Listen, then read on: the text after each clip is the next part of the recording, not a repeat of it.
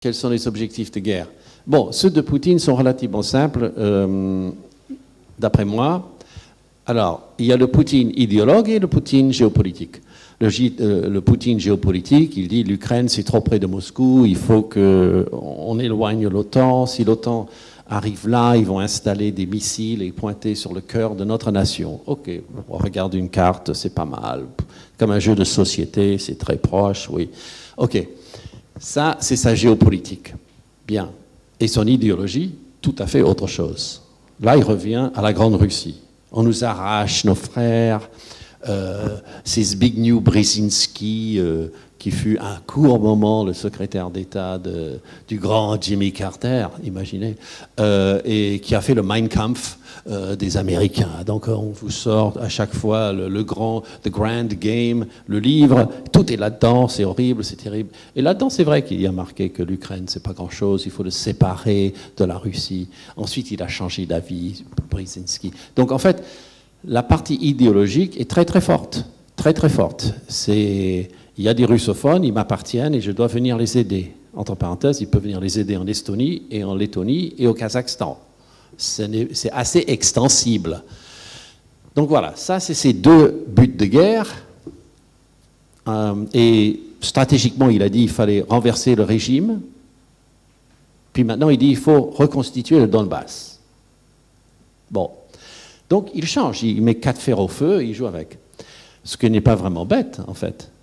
Les buts ukrainiens sont archi simples.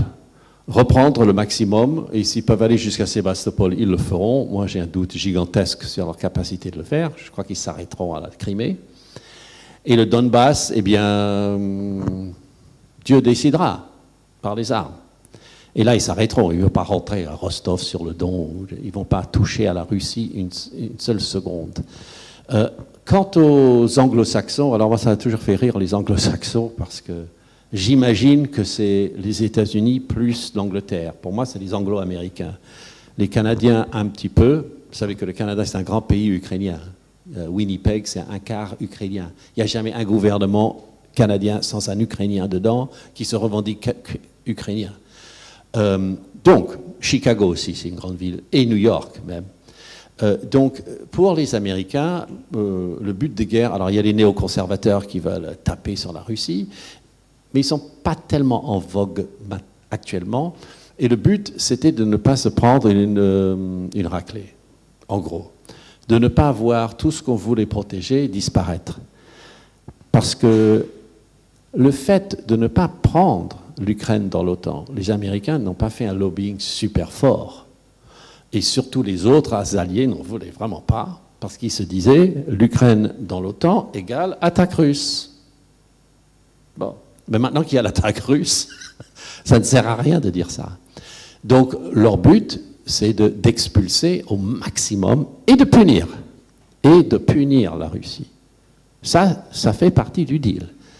Donc il faut qu'ils s'en souviennent pendant X et X enfin, je ne sais pas, longtemps, pour qu'ils ne recommencent pas. Et donc, effet dissuasif sur les pays baltes. Donc ça, c'est le but américain.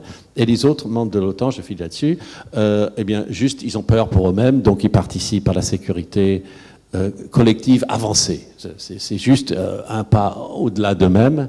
Et les Estoniens sont complètement dans toutes les opérations possibles. Ils sont que 1,5 million, donc ça compte pas vraiment, mais dans leur proportion nationale, c'est très, très élevé. Les Polonais, bien sûr. Les seuls qui ne jouent pas ce jeu-là, c'est les Hongrois.